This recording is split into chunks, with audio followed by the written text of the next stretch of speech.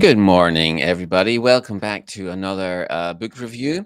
Today I'm reviewing The Young Zelkova Tree by Kang Shin-jae, translated by Shin Hyun-song.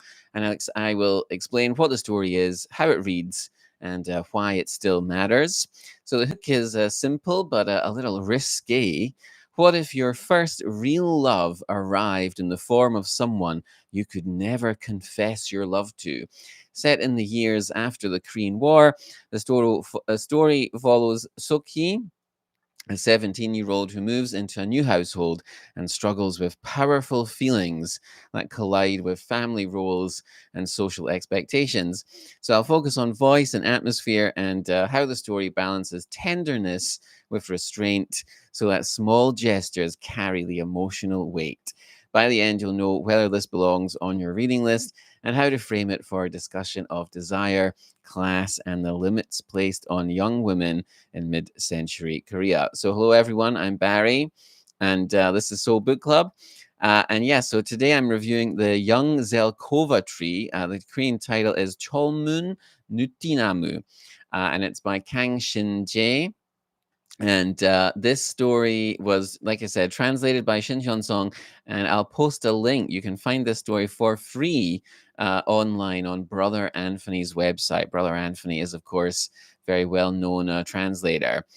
So the original Korean story was published in 1960, and it was apparently considered quite a scandalous piece of fiction in Korea in the 1960s. It has some quite risque themes in it, and the story is story is a little naughty. So anyway, over the past several years, I've reviewed this growing number of Korean translations that are, making waves in international publishing, right? So whatever, The Vegetarian, The Whole, The Disaster Tourist, whatever, right? And this is a great thing. But then we also have writers like today's writer, Kang Shin-jae, and Kang was celebrated and successful and acclaimed during her lifetime, but has surprisingly few translations available or easily accessible to the general public, to the likes of me. The Young Zelkova Tree highlights what a great shame this is, and it reminds us that there's this great untapped reservoir of Korean literature just waiting to be discovered one day.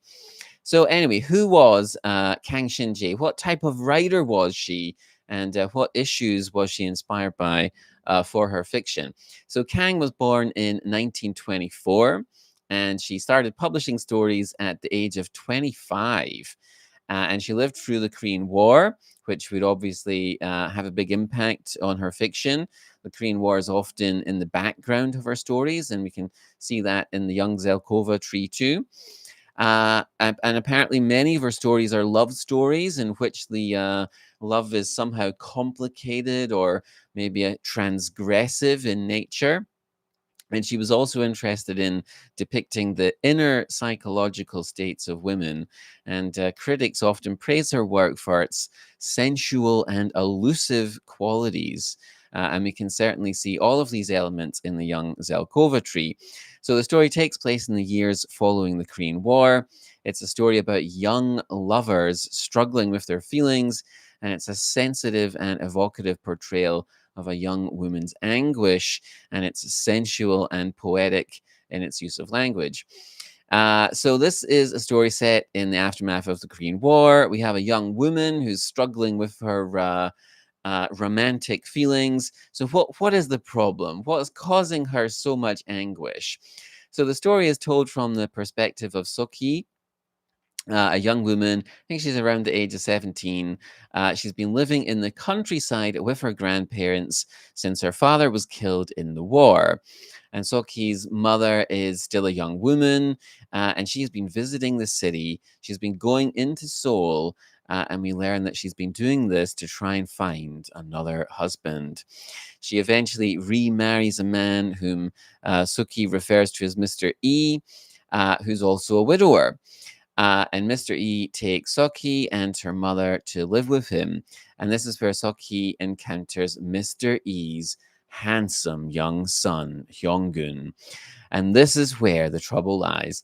So, as the story begins, they have been living together for several months, and poor Soki is just beset by powerful feelings of love and affection and, dare I say it, desire for her new stepbrother. And she is, of course, tormented by these feelings because, as he's her stepbrother, she can never reveal how she feels for Hyunggun. And at one point, she thinks, I don't feel guilty about being in love with Hyunggun, but that sort of betrayal would almost certainly spell the utter destruction of all four of us. The harsh and dangerous sound of the word destruction makes me shiver. But perhaps Hyunggun might harbor similar feelings for Soki. Whatever will they do? So, there's a famous Shakespeare quote from Midsummer Night's Dream: "The course of true love never did run smooth." So, does true love run smooth here? Does true love find a way in this story? What happens to our young lovers? And how does Kang portray their suffering? So, this is a story that just positively aches with restrained emotion and desire. Poor Soki spends most of the story just yearning for Hyunggun in a way that will be familiar to anyone who's ever been a teenager, I suspect. And she's tormented by these feelings and just, oh, poor Soki, she's in despair that they can never be realized. And she thinks at one point, brother and sister, I hate these terms because they only invoke fear and aversion within me. The joy and happiness I've been feeling are definitely not allowable within these categorizations. Oh my goodness. Like this, she sort of just suffers in silence and longs for a world in which these circumstances were different. So, how does the story compare to maybe more contemporary romance novels? Will fans of romantic movies or K dramas find anything to enjoy in this story that was published 6 decades ago? So by today's perhaps a little bit more explicit standards, this might seem like a very tame story, but it is overwhelmingly sensual and even erotic in its description of seemingly innocent everyday activities. So even the most innocent little interaction can just be infused with just deep longing and eroticism. So, for example, at one point, Soki takes a drink from Hyung-gun's coffee cup. So he leaves his coffee cup, and she thinks, "Oh my goodness!" and she drinks from it. And Kang imbues this, this small action with just deep longing and desire, and does so in very few words. Very enjoyable. So you get all this kind of stuff. There's long, lingering looks and midnight walks, and then there's a neighbor that Suki's mum wants her to marry, and all the usual obstacles one might expect in a story such as this. And one of the pleasures of the story is just reveling in this atmosphere of restrained desire. It's a familiar concept, right? It's a love story that transgresses some kind of boundary and so therefore must be resisted. But it's just a delicious example of the genre. So, is this just a great love story, or is Kang saying anything else in the Young Zelkova Tree?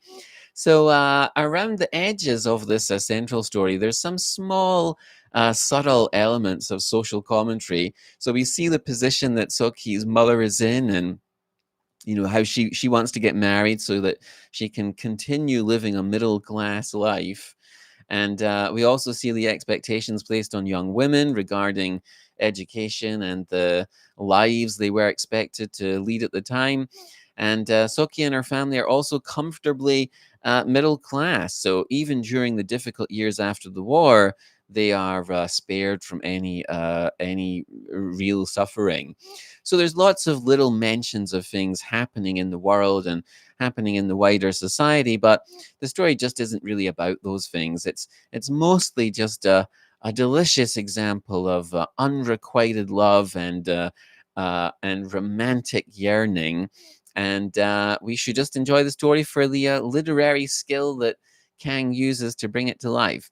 So thank you for watching this very early morning tired review of the Young Zelkova Tree. If you read this one, let me know what you think. Did you enjoy all the restrained longing? And any recommendations for future reviews, leave a comment. Thanks for watching, and take care. See you in the next video.